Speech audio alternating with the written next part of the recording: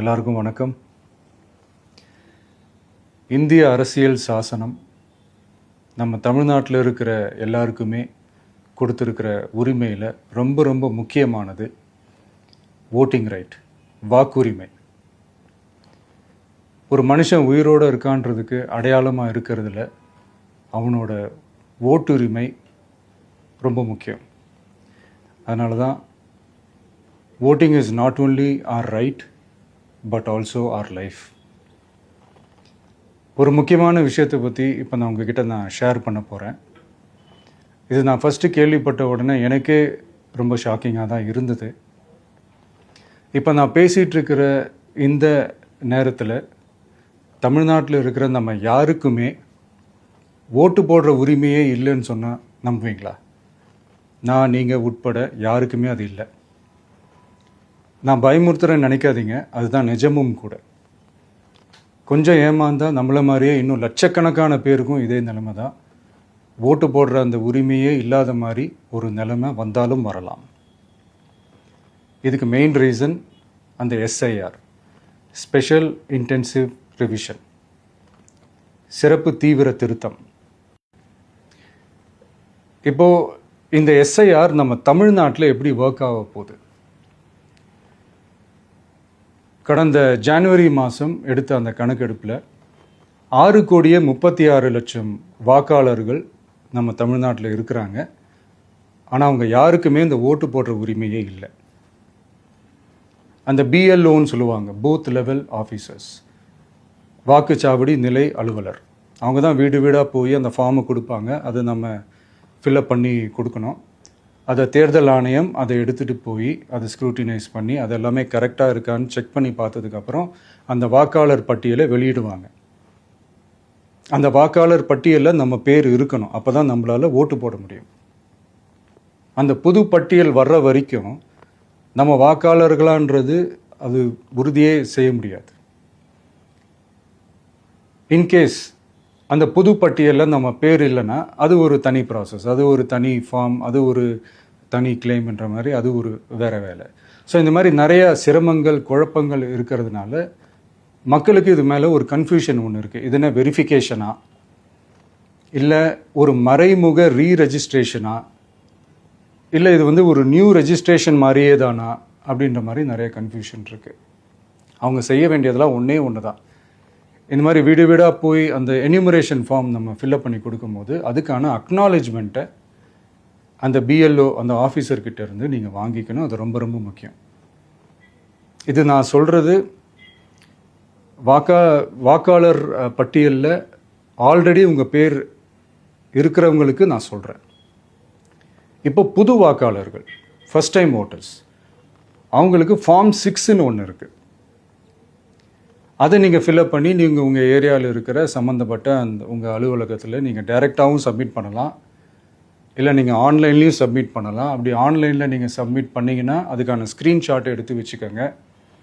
ஃபோனில் மெசேஜ் வரும், அதை சேவ் பண்ணி வச்சுக்கோங்க. அப்ராடில் இருக்கிறவங்க கூட அந்த எஸ்ஐஆர் ஃபார்மை டவுன்லோட் பண்ணி நீங்கள் அதை ஃபில்அப் பண்ணி சப்மிட் பண்ணலாம். அதுக்கான அக்னாலேஜ்மெண்ட்டை வாங்கி வச்சுக்கோங்க. ரொம்ப முக்கியமாக உங்களோட பிஎல்ஓ அந்த ஆஃபீஸர் யாருன்னு தெரிஞ்சு வச்சுக்கோங்க. இந்த தேர்தல் ஆணையம் அந்த வெப்சைட்டில் போனீங்கன்னா அந்த பர்டிகுலர் பிஎல்ஓ ஆஃபீஸரோட ஃபோன் நம்பர் கூட நீங்கள் எடுத்து வச்சுக்கலாம்.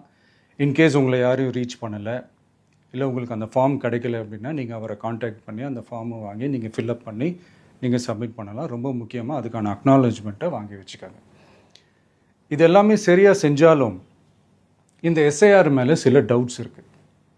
அது என்னென்னா, இந்த 6,36,00,000 வாக்காளர்களுக்கு ஒருத்தர் விடாமல் இந்த ஒரே மாதத்துக்குள்ளே எப்படி எல்லாருக்குமே அந்த ஃபார்ம் போய் ரீச் ஆகும்? ஒன்று. ரெண்டாவது, நீங்கள் வரும்போது வீட்டை பூட்டிட்டு வேலைக்கு போயிட்டு என்ன பண்ணுறது? இப்போ நீங்கள் வருவீங்கன்றதுக்காக வேலையெல்லாம் விட்டுட்டு வீட்டுக்குள்ளேயே உட்காந்துட்ருக்கணுமா? ஸோ இதில் மெயினாக பாதிக்கப்பட போகிறது உழைக்கிற மக்கள், ஏழைகள், வேலைக்கு போகிற பெண்கள். இவங்களுக்கு யார் கரெக்டான அந்த பதில் சொல்ல போகிறது? ஒரு நியாயமான எஸ்ஐஆர்னால் என்ன நடக்கணும்? இப்போது இறந்து போனவங்களை மார்க் பண்ணி அதுலேருந்து டிலீட் பண்ணணும். இப்போ போலி வாக்காளர்கள் இருந்தாங்கன்னா அவங்கள மார்க் பண்ணி டிலீட் பண்ணணும். இப்போ ஆல்ரெடி ஓட்டு இருக்கிறவங்களுக்கு எதுக்கு இந்த ரெஜிஸ்ட்ரேஷன் என்ற பேரில் இவ்வளவு குழப்பங்கள் அப்படின்றது தான் எங்கள் கேள்வி. இப்போ புதுசாக வர்ற வாக்காளர்களையோ இல்லை ஓட்டு இல்லாதவங்களையோ சேர்த்தா பத்தாதா? இப்போ ரீசெண்டாக நடந்த இப்போ எலெக்ஷன் 2021, 24 எப்படி எல்லாருமே ஓட்டு போட்டோம்? அதில் ஓட்டு போட்டவங்க கூட இப்போ புதுசாக ரெஜிஸ்டர் பண்ணணும்னா அது ஏன் அந்த கன்ஃபியூஷன் அப்படின்றத நாங்கள் கேட்குறோம். அதனால தான் நாங்கள் எஸ்ஐஆரை எதிர்க்கிறோம். இப்போ புதுசாக சில கம்ப்ளைண்ட்ஸ்லாம் வர ஆரம்பிக்குது. அது என்னென்னா முக்கியமாக நம்மளுடைய டிவிகே தோழர்களுக்கு அந்த ஃபார்ம் கிடைக்க மாட்டேங்குது, கொடுக்க மாட்டேன்றாங்க அப்படின்ற சில கம்ப்ளைண்ட்ஸ். இது யார் பண்ணுறாங்க அப்படின்றது நான் தான் சொல்லி தெரிய வேணும்னு ஒன்றும் அவசியம் இல்லை உங்களுக்கு. இப்போ இருக்கிற ஆட்சியாளர்கள் அவங்களுக்கு கைப்பாவையாக இருக்கக்கூடிய சில பேர் இதை செய்ய ஸ்டார்ட் பண்ணியிருக்கிறாங்க. அதனால் மைடியர் வர்ச்சுவல் வாரியர்ஸ், இதை சாதாரணமாக எடுத்துக்காதீங்க. இது எல்லாருக்குமே அந்த ஃபார்ம் போய் ரீச் ஆகணும். இதில் ரொம்ப உறுதியாக இருங்க. அதையும் மீறி உங்களுக்கு அந்த ஃபார்ம் கிடைக்கலன்னா இருக்கவே இருக்கும் ஆன்லைன். தேர்தல் ஆணையம் அந்த வெப்சைட்டில் போய் அந்த ஃபார்மை டவுன்லோட் பண்ணி நீங்கள் ஃபில்அப் பண்ணி சப்மிட் பண்ணலாம். உங்கள் வீட்டில் இருக்கிறவங்களுக்கு நீங்கள் செஞ்சு கொடுங்க, பக்கத்து வீட்டில் இருக்கிறவங்களுக்கு செஞ்சு கொடுங்க, தெரிஞ்சவங்களுக்கு, தெரியாதவங்களுக்கு, பழகினவங்களுக்கு, பழகாதவங்களுக்கு எல்லாருக்குமே நீங்கள் தயவு செஞ்சு கொடுங்க. அண்ட் ரொம்ப முக்கியமாக நம்ம ஜென்சி கிட்ஸ், நம்ம ஃபஸ்ட் டைம் ஓட்டர்ஸ், நம்ம புது வாக்காளர்கள், நம்ம நண்பா நண்பிகள், அவங்க ரொம்ப கேர்ஃபுல்லாக இருக்கணும். நான் ஆல்ரெடி சொன்ன மாதிரி உங்களுக்கான ஃபார்ம், அந்த ஃபார்ம் நம்பர் 6, அதை கரெக்டான டீட்டெயில்ஸோட கரெக்டான உங்கள் டாக்குமெண்ட்ஸை வச்சு அதை சப்மிட் பண்ணுங்கள். ஏன்னா வரப்போகிற தேர்தலில் நீங்கள் தான், அந்த ஜென்சி வாக்காளர்கள் தான் மிக முக்கியமான ஒரு ஃபோர்ஸ் அப்படின்றது எல்லாருக்குமே தெரிஞ்ச ஒரு விஷயம். அதனால் உங்களை டிஸ்டர்ப் பண்ணுறதுக்கு, உங்கள் பேரை அதில் இன்க்ளூட் பண்ணாமல் செய்கிறதுக்கு என்னென்ன வேலைகள் செய்யணுமோ, என்னென்ன தில்லுமுள்ளு வேலைகள் செய்யணுமோ எல்லாமே அவங்க செய்வாங்க. இது நமக்கு எல்லா திசையிலையும் எல்லா பிரச்சனைகள் கொடுத்துட்டு தானே இருக்கிறாங்க. அது டிஃபால்ட்டாக நடந்துட்டு தான் இருக்கும், அது ஒன்றும் பண்ண முடியாது. ஸோ அந்த மாதிரி ஓட்டு போடுற விஷயத்துலேயும் அவங்க என்ன உத்தரமராக மாறவா போகிறாங்க? நான் சில மீட்டிங்ஸ்லலாம் ரிப்பீட்டடாக ஒரு விஷயம் நான் சொல்கிறேன்ல, 2 பேருக்கு நடுவில் தான் போட்டி அப்படின்ட்டு. அது மேடைக்கு மேடை அவங்க அதை ப்ரூவ் பண்ணிகிட்டு இருக்கிறாங்க. அதனால் தோழர்களே, வரப்போகிற தேர்தலில் நம்ம யாருன்னு காட்டணும், நம்ம பலம் என்னன்னு காட்டணும். அதுக்காக அந்த பலமான, அந்த பவர்ஃபுல்லான ஆயுதத்தை நம்ம கையில் எடுக்கணும். அந்த ஆயுதம் வேறு எதுவுமே இல்லை, ஓட்டு, வாக்கு, ஜனநாயகம். அது இருந்தால் தான் நம்ம அந்த வெற்றியை நோக்கியே நம்மளால் பயணிக்க முடியும். தமிழ்நாடே அந்த வாக்குச்சாவடி முன்னாடி திரண்டு நிற்கணும். அதை பார்த்துட்டு தமிழ்நாடே தமிழக வெற்றி கழகமா இல்லை தமிழக வெற்றி கழகம் தான் தமிழ்நாடா அப்படின்ற மாதிரி இருக்கணும். வீடுன்னு ஒன்று இருந்தால் தான் ஓடு மாற்ற முடியும்னு அறிஞர் அண்ணா அவர்கள் சொல்லியிருக்கிறாங்க. அந்த மாதிரி ஓட்டுன்னு ஒன்று இருந்தால் தான் இந்த நாட்டையே காப்பாற்ற முடியும்.